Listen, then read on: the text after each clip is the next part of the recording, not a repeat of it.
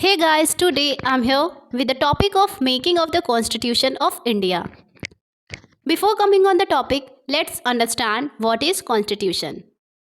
Constitution is that supreme document which prescribes the election of government, functions of government, and most importantly, the rights of the people which cannot be snatched away. So basically constitution एक ऐसा supreme document है जो कि election of government बताता है, functions of government बताता है and most importantly rights of the people, मतलब जो लोग हैं उनके ऐसे अधिकारों के बारे में बात करता है जो कि स्नैच्ड अवे नहीं होते, जो कि छीने नहीं जा सकते। ठीक है, तो कॉन्स्टिट्यूशन को सुप्रीम डॉक्यूमेंट क्यों कहते हैं? क्योंकि constitution is the supreme law of the land. आप जानते हैं कि कॉन्स्टिट्यूशन बना कैसे। The Constitution of India was framed by the Constituent Assembly. Constituent Assembly क्या होती है? ये ग्रुप ऑफ पीपल था जिनका काम था कॉन्स्टिट्यूशन को फ्रेम करना, which was set up in 1946 under the provisions of cabinet mission plan. ये कैबिनेट मिशन प्लान क्या था? ये भी ग्रुप ऑफ पीपल था जिनका काम था कॉन्स्टिट्यूशन बनाना। ठीक है, जब ये कैबिनेट मिशन प्लान आया उस टाइम पर ब्रिटिश इंडिया के वायसरॉय कौन थे? Lord vowel. ये भी इंपॉर्टेंट क्वेश्चन है, बहुत पूछा जाता है। तो कैबिनेट मिशन प्लान के अंदर 3 लोग थे जिनके नाम है स्टीफर्ड क्रिप्स, पैट्रिक लॉरेंस, एवी अलेक्जेंडर। इनके नाम याद करना थोड़ा सा टफ है, अगर आप चाहो तो मेरी एक ट्रिक है SPA. S for Stafford Cripps, P for Patrick Lawrence, A for A V Alexander. आप इनको ऐसे याद कर सकते हैं। तो अब कॉन्स्टिट्यूएंट असेंबली बन गई, अब उसमें मीटिंग्स हुई। तो फर्स्ट मीटिंग हुई थी 9 दिसंबर 1946 को, जिसको हेड किया था Sachchidananda Sinha. Sachchidananda Sinha was the oldest person of the constituent assembly और ये टेम्परेरी प्रेसिडेंट भी थे कॉन्स्टिट्यूएंट असेंबली के। ये भी बहुत ही इंपॉर्टेंट क्वेश्चन है, बहुत बार पूछा जाता है, who was the temporary president of the constituent assembly? Then you have to answer Sachchidananda Sinha. Next meeting हुई 11 दिसंबर 1946। 2 दिन बाद दूसरी मीटिंग हुई जिसमें प्रेसिडेंट बने doctor Rajendra Prasad and vice president बने एस.सी. मुखर्जी। तो ये जो डॉक्टर राजेंद्र प्रसाद साहब थे वो परमानेंट प्रेसिडेंट थे कॉन्स्टिट्यूएंट असेंबली के। ये भी बहुत इंपॉर्टेंट क्वेश्चन है, who was the permanent president of the constituent assembly? Then you have to answer doctor Rajendra Prasad. Idea to have the constitution, मतलब कॉन्स्टिट्यूशन जैसी कोई चीज़ होनी चाहिए, उसका आइडिया दिया था M.N. रॉय ने 1934 में। ऑब्जेक्टिव रेजोल्यूशन पंडित जवाहरलाल नेहरू जी द्वारा आया था 13 दिसंबर 1946 को। ये भी बहुत इंपॉर्टेंट क्वेश्चन है। और ऑब्जेक्टिव रेजोल्यूशन क्या था? ये ऐसे कुछ ऑब्जेक्टिव्स थे जो कि कॉन्स्टिट्यूशन में रखे गए थे और यही आगे चलकर प्रियम्बल बना। जो कॉन्स्टिट्यूशन में हम लोग प्रियम्बल देखते हैं वो ऑब्जेक्टिव रेजोल्यूशन से ही बनाया गया था। देन अब उसके बाद देखते हैं कि कॉन्स्टिट्यूएंट असेंबली की स्ट्रेंथ कैसी थी। तो जो टोटल स्ट्रेंथ थी वो 389 मेंबर्स की थी, which was divided into 2 parts, 296 British India and 93 princely states. Princely states कौन थे? जिन स्टेट्स पे राजाओं का राज था वो प्रिंसली स्टेट्स कहलाते थे। और British India 296 member British India के थे। जो ब्रिटिश इंडिया के 296 मेंबर थे वो फर्दर डिवाइड थे 4 पार्ट्स में।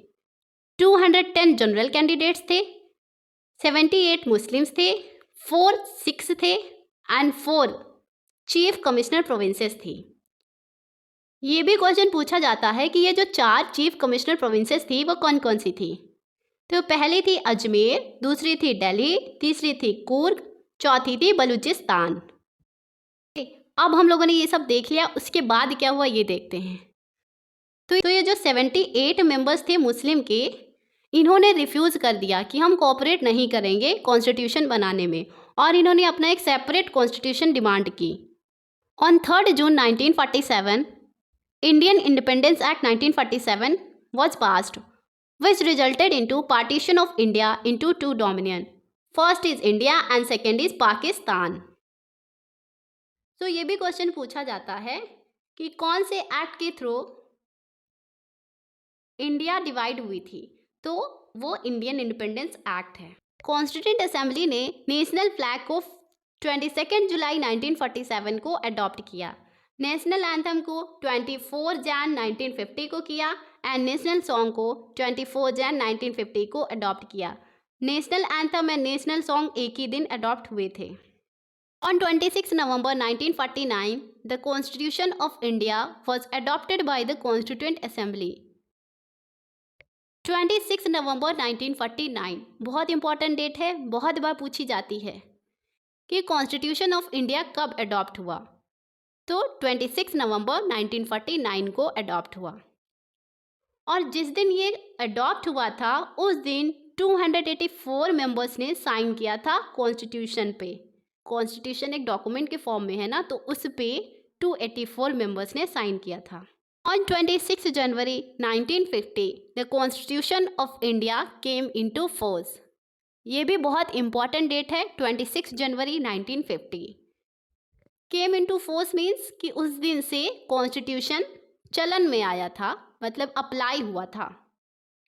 ठीक है, अब ये 26 जनवरी 1950 को ही क्यों हुआ?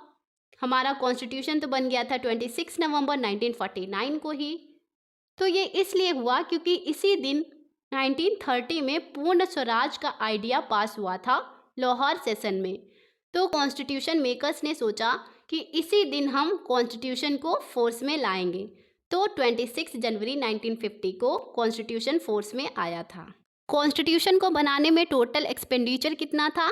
63,96,729 रुपीज़। ये भी याद रखिएगा, कभी कभी पूछ लेते हैं। द प्रोसेस टूक 2 years 11 months and 18 days at a total. मतलब कि कॉन्स्टिट्यूशन बनाने में पूरा टाइम लगा था 2 साल 11 माह 18 दिन। अब देखते हैं 1950 में और अभी के कॉन्स्टिट्यूशन में क्या डिफरेंस है। Parts, schedule and articles. तो जब कॉन्स्टिट्यूशन बना तब 22 पार्ट्स थे, अब 25 हैं। शेड्यूल 8 थे, अब 12 हैं। आर्टिकल 395 थे, अब 448 हैं। बट एक बहुत इंपॉर्टेंट चीज़ है, whenever a question is asked in competitive examination that how many articles are there in constitution, then you have to answer 395, not any other numbers like 448 या 440 एक्सेट्रा। क्योंकि जो हमारा लास्ट आर्टिकल है वो 395 ही है, इस वजह से हम लोग 395 ही टिक करते हैं। So I hope you have understand it well. For more videos please subscribe our YouTube channel rank up legal. And अगर आप ये PDF डाउनलोड करना चाहते हैं तो लिंक हमने डिस्क्रिप्शन बॉक्स में दे दी है।